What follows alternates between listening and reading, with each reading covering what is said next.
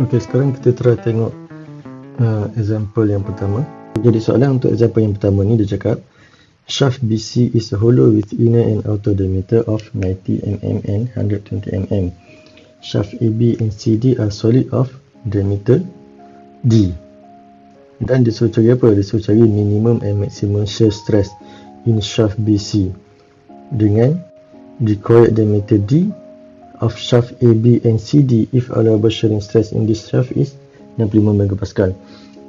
Jadi yang soalan A dia nak suruh awak cari maksimum dengan minimum shearing stress dekat shaft BC. Dekat mana ni? Jadi first kali awak kena kenal pastilah shearing stress ni apa dia. Shearing stress apa yang dia nak? Shearing stress ni kalau dalam samaan yang kita dah tengok sebelum ni, apa simbol dia?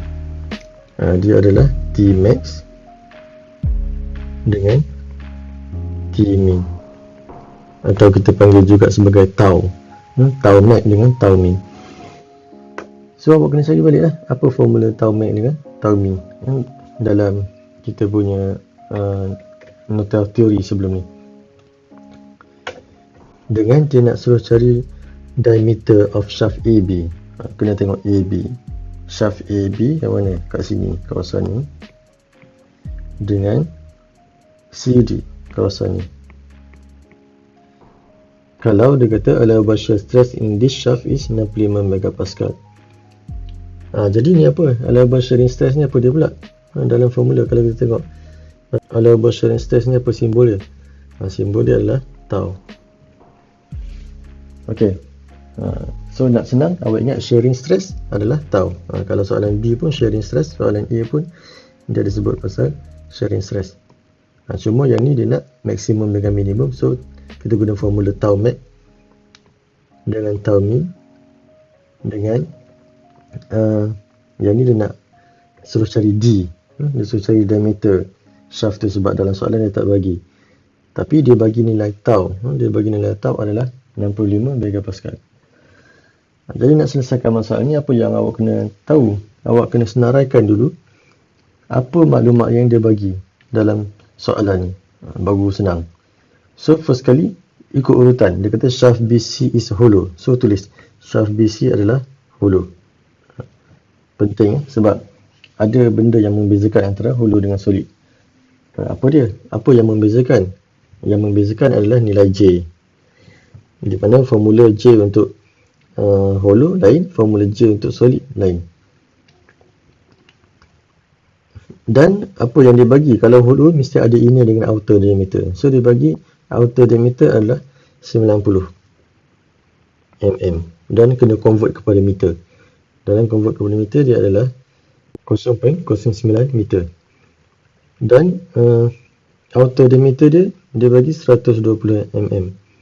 Macam mana nak tahu tu adalah outer ataupun inner? Kena tengoklah yang mana yang besar tu adalah outer, yang kecil tu adalah inner. Mestilah yang belah dalam tu lagi kecil kan. So inner diameter dia kalau kita convert adalah 0.12 meter. So yang ni settle tanda. Dan yang ni pun dia beritahu hollow dah, kita dah tulis. So dia beritahu apa lagi? Dia beritahu shaft AB dengan CD adalah solid. So kita tulislah kat bawah ni, awak kena senaraikan apa yang dalam slide ni dah tulis, iaitu shaft AB dan CD adalah solid. Yang ni kita tanda sebagai J hollow. Yang ni kita kena guna J untuk solid. Dan diameter BC dengan CD, bukan BC ni adalah AB. Dia salah tu. Diameter AB dengan diameter CD dia bagi nilai dia adalah D. So tulis macam ni. Walaupun dia tak ada nilai, tapi D tu mewakili satu nilai. So awak kena tulis kat bawah ni. Sebab later dalam soalan B tu dia suruh cari berapa nilai D ni. Dan apa lagi yang kita boleh keluarkan daripada soalan ni? Selain daripada dalam ayat kat atas tu, kita kena tengok juga dalam gambar rajah soalan yang diberikan. So dalam gambar rajah yang diberikan, kita boleh tahu LAB, panjang AB ni adalah 0.9 meter. Panjang BC adalah 0.7 dan panjang CD adalah 0.5 meter. dan torque ataupun torsion untuk A,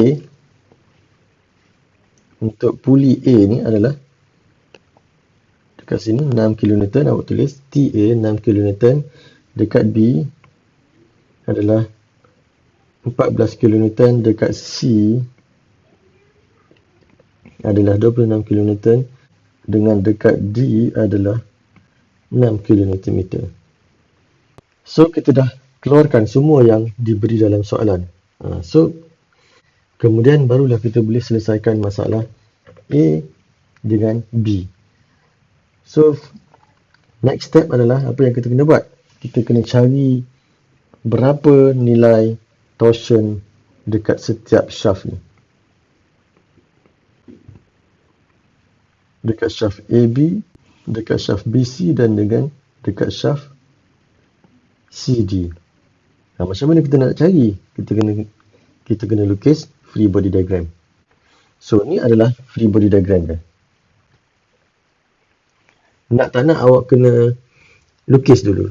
Bukan, walaupun kita dah tahu formula untuk tau max dengan tau min tu dah diberi dalam soalan teori, mungkin awak dah hafal. Tapi kita kena lukis juga free body diagram untuk setiap shaft. Macam mana kita nak tahu nilai dalam setiap shaft? So kita kena potong dekat setiap shaft tu supaya kita boleh lukis free body diagram dia. So mula-mula sekali kita potong dekat AB sebab kita nak tahu shaft dekat AB ni berapa torsion dia. So kita akan ambil bahagian ni saja. Awak kena lukis semua puli yang ada sebelum shaft AB tu dan sekali dengan nilai dia. So hasil dia adalah macam ni. So bila kita potong, kita akan buat jumlah moment sebab kita akan anggap kita punya puli ataupun sistem tu adalah equilibrium. So bila equilibrium, jumlah moment mesti sama dengan kosong. Dan kalau awak ingat lagi dalam engineering mekanik, arah jam adalah kita anggap sebagai negatif dan lawan jam adalah positif. So awak senaraikanlah semua momen yang ada dalam gambar rajah ni. Dan satu lagi awak kena lukis sebab kita dah ada action force. 6 kN ni adalah action force. Bila ada action force mesti ada reaction force, kan? Untuk supaya dia tak bergerak. Kalau ada pusingan ke arah lawan jam, macam mana kita tak nak bagi benda tu bergerak? Mestilah kita kena bagi satu lagi pusingan, iaitu reaction force. Kalau dalam kes ni adalah reaction torque pada arah jam, iaitu yang ni. So awak kena lukis. Yang ni adalah imaginary yang awak kena bayangkan dia ada, tapi walaupun benda tu tak diberi dalam soalan. Tapi bila kita lukis free body diagram, dia akan ada benda ni. So sekarang ni kita hanya ada dua torsion dalam free body diagram kita. So bila kita tulis dalam persamaan moment equilibrium, kita akan dapat jumlah moment pada paksi X adalah sama dengan kosong dan moment yang kita ada adalah 6 kN pada arah lawan jam dan satu lagi TAB pada arah jam. Bila arah jam dia akan jadi negatif. Negatif ni refer kepada arah jam. Dan daripada situ bawa yang ni ke sebelah sana, kita akan dapat torque untuk AB sama dengan 6 kN/m. So senang je yang ni.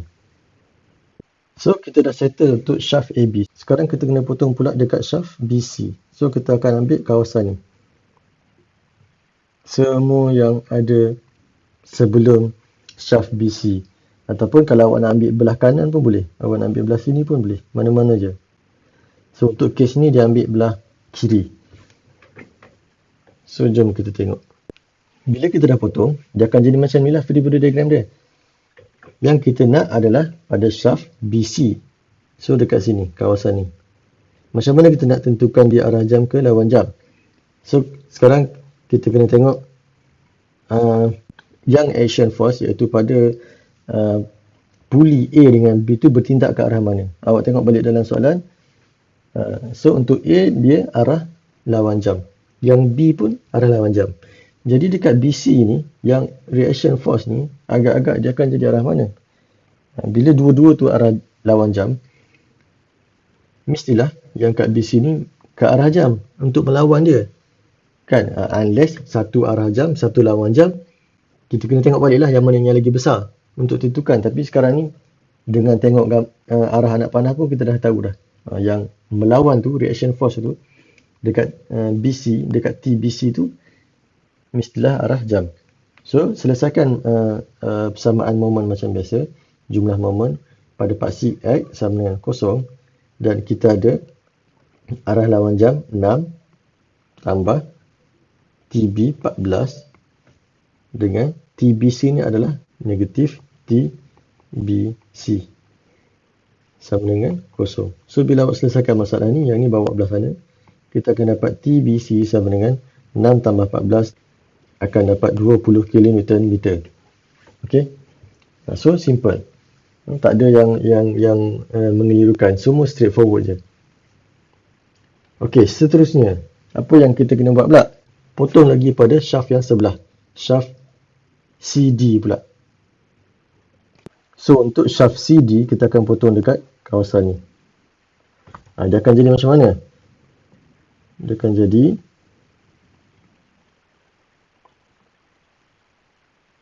macam ni. Dan awak kena lukis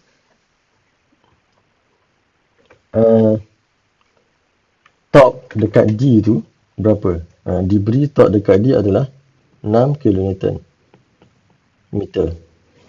So, dia pada arah lawan jam. And then, macam mana dengan reaction force dekat CD? Dekat CD mestilah jadi arah jam. So, free body diagram awak dah complete. Tinggal lagi awak lukis paksi kat sini. So, jumlah momen pada paksi X sama dengan 0. Sama dengan kita ada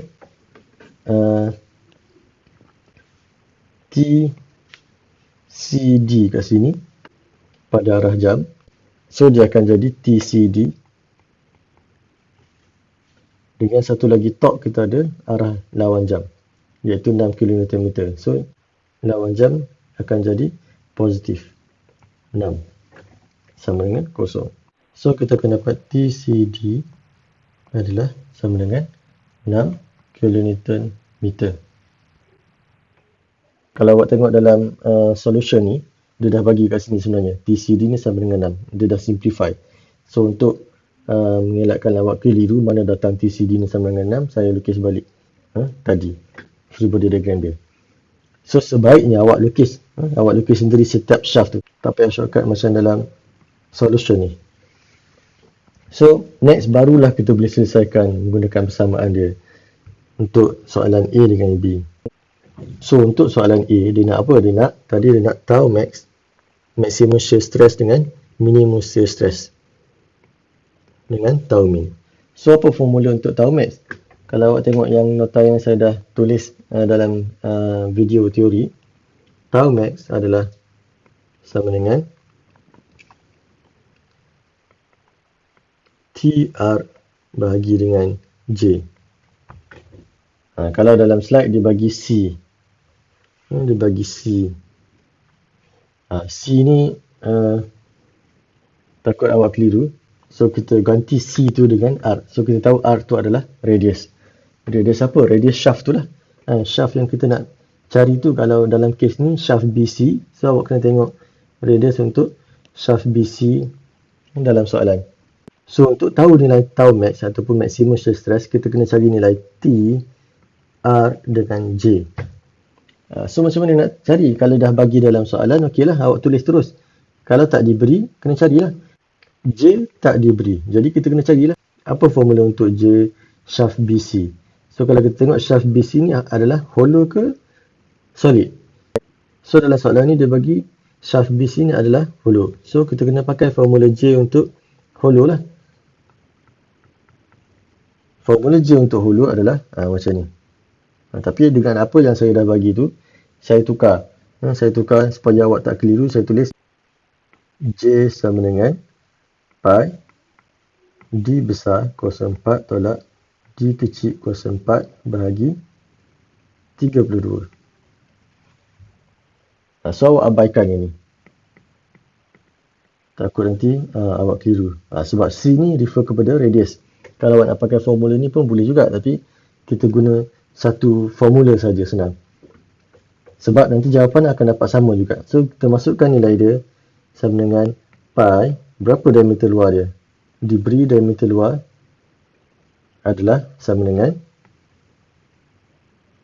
120 kan? 120 mm. So tukar jadi dalam meter, dia akan jadi 0.1204 tolak diameter belah dalam adalah 90. So tukar jadi meter akan dapat 0.0904 bahagi 32. So bila awak selesaikan masalah ni, awak akan dapat sama dengan, jawapan dia tetap sama dengan yang ni. So kita pakai nilai ni. So J kita dah tahu. Radius dia apa? Radius dia nilai radius dalam ke radius luar yang kita kena ambil. So radius dia adalah, sebab dia adalah maksimum, so maksimum refer kepada radius yang paling besar. So radius yang paling besar adalah radius belah luar. So kita akan ambil nilai R adalah sama dengan radius belah luar. So radius belah luar adalah 0.06 meter. Diameter bahagi 2. Dan nilai torque, awak dah kira tadi kan, torque dekat BC, sebab kita nak cari maximum stress dekat BC. So kita kena tengoklah nilai torque pada BC tu, jangan ambil dekat bahagian lain pula, mestilah dekat bahagian tu, sebab kita nak tengok shaft BC. So torque dekat BC ni awak dah kira, berapa awak dapat tadi? Awak dapat 20 kN. Kan, tengok kat sini balik. Kat sini awak dapat 20 kN. So penting, kenapa kita cari benda ni tadi? Sebab ni lah. Sebab walaupun kita tak pakai semua, tapi kita akan pakai dalam kita punya nak selesaikan masalah tu. So berbalik kepada sini, kita dah masukkan nilai torque dekat BC tu, dekat shaft BC 20 kN. Kita dah masukkan radius belah luar, iaitu radius maksimum. Kalau nak senang, yang ni formula ni awak ingat, awak tulis tau max sama dengan T R besar per J. So R besar ni refer kepada radius belah luar. And then kita dah masukkan, kita dah tahu tadi nilai J adalah 13.92 kali 10 kuasa negatif 6. So masukkan dekat sini. So selesaikan masalah ni, kita akan dapat nilai maximum stress adalah 86.2 dan unit dia adalah megapascal. Yang ni kalau awak convert unit dengan betul, iaitu kat atas ni awak pakai meter dan Newton. Newton. So kilo ni awak kena ganti dengan 10 kuasa 3. Awak akan dapat unit yang betul lah, megapascal dekat sini. So pastikan awak dah convert siap-siap dalam meter. Jangan pakai dalam mm. Tak boleh. Kalau pakai dalam mm, awak tak akan dapat jawapan yang dalam unit megapascal. Okey, so kita dah dapat nilai maksimum. Sekarang kita nak cari nilai tau min ataupun minimum shear stress pula. Apa formula dia? Tau minimum bahagi tau maksimum sama dengan R kecil bahagi dengan R besar. Kan, ataupun awak boleh tulis yang ni duduk atas pun tak apa, yang ni kat bawah. Maksudnya tau maksimum bahagi dengan tau minimum sama dengan, sekarang terbaliklah, R besar kat atas, R kecil kat bawah. Ni pasangan dia. Maksimum mesti pasangan dia R besar, minimum mesti pasangan R kecil. So tak ada masalah yang ni, sama je. So macam nak selesaikan masalah ni, masukkan je lah nilai. Tau minimum berapa? Tau minimum yang kita nak cari sama dengan R kecil bagi R besar kali dengan tau maksimum. R kecil adalah radius belah dalam. Kalau kita tengok dekat sini, radius belah dalam adalah 45 mm ataupun kita tukar kepada meter 0.045 meter. Yang belah luar, ini R kecil, yang ini R besar, sama dengan 0.06 meter. So gantikan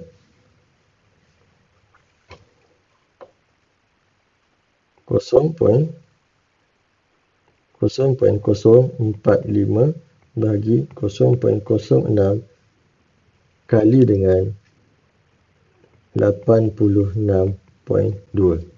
So awak akan dapat 64.7 megapascal untuk tau minimum ataupun minimum shear stress.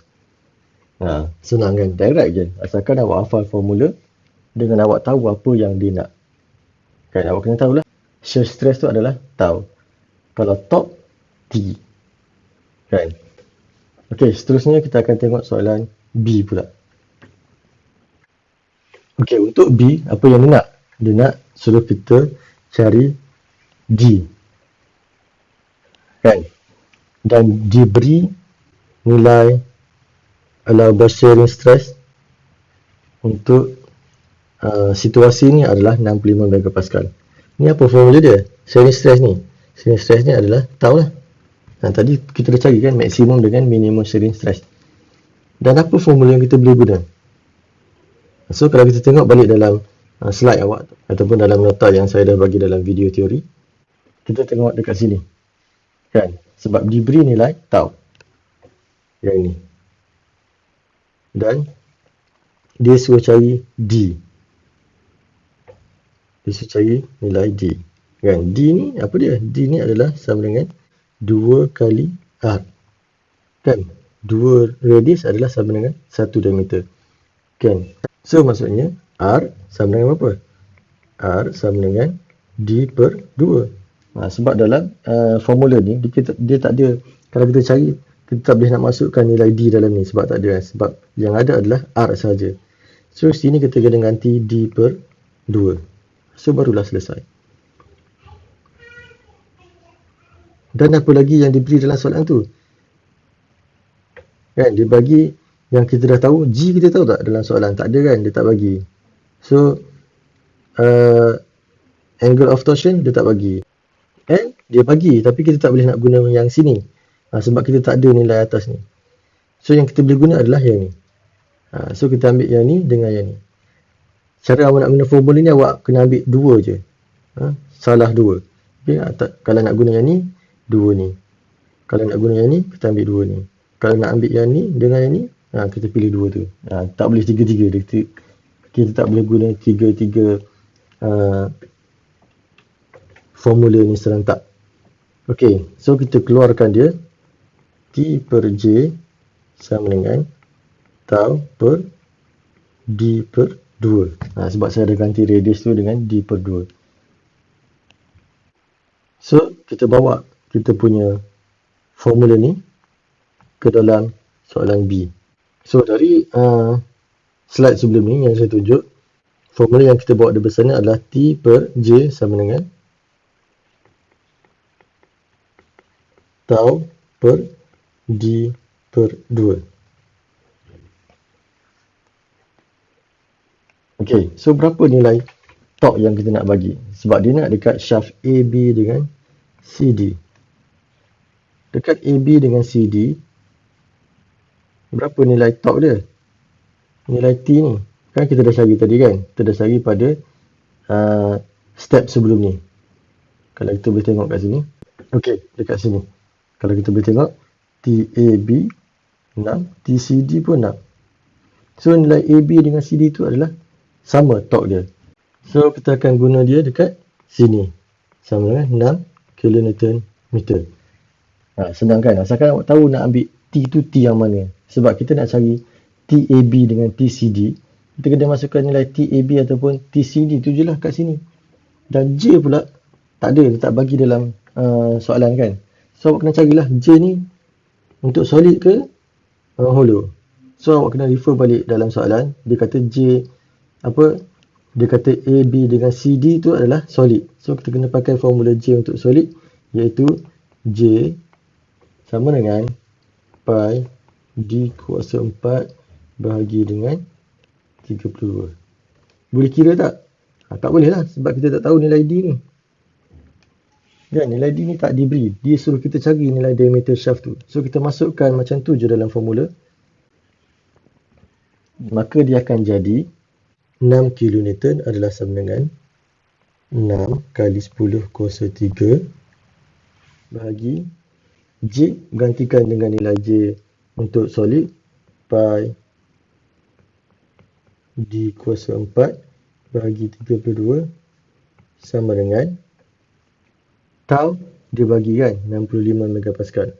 65 kali 10 kuasa 6 sebab dia 65 megapascal dan bahagi dengan D per 2. So bila kita selesaikan masalah ni dia akan jadi macam ni. Awak sambung kat sini lah. Kan? Sambung kat situ kita akan dapat jawapan dia. Seterusnya sambung, awak tengok ni dia selesaikan masalah tu je, kita akan dapat nilai dia adalah D sama dengan 77.76 kali 10 kuasa negatif 3. 10 kuasa negatif 3 ni kita tukar jadi mili.